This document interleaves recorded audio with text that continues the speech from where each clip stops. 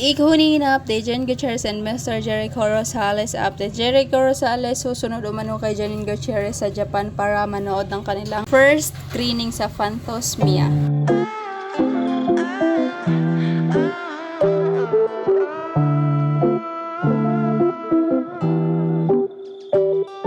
Alright, what's up guys? Welcome back po muli sa aking YouTube channel. And again, mag-iikunin na update ang person for today's video update. Jen Gutierrez and of course, Mr. Jericho Rosales update. Jericho Rosales susunod umano kay Janine Gutierrez kasi asa Japan pa din until now si Janine Gutierrez para sa kanilang movie na Phantosmia na first screening din nga nila bukas at susunod umano si Mr.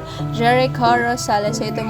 So ito nga ang binahagi ni Mr. Jericho Rosales sa kanyang Instagram account na always supportive kay Janine Gutierrez. So ayan, let's go. Din bukas na nga ang kanilang first screening ng kanilang Phantosmia film and ito nga din ang binahagi ng isang fan dun sa ex account guys na ngayon daw ang alis ni Mr. Jericho Rosales papuntang Japan.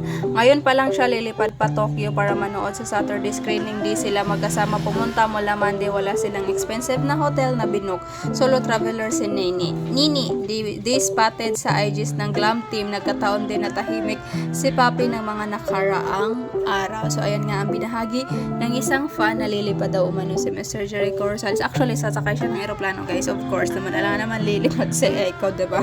So ayan nga ang binahagi ng isang fan and let's see na lang at abangan natin ang kaganapan sa first day screening ng Phantosmia film sa Tokyo Film Festival 2024. And that's it guys, abangan na lang natin ang magiging kaganapan pa. And ayun lang guys, ingat, love lot, see you on my next update for Ikunin Team Kapamilya or Janine Gutierrez or Team Jericho Rosales update lang po. And that's it.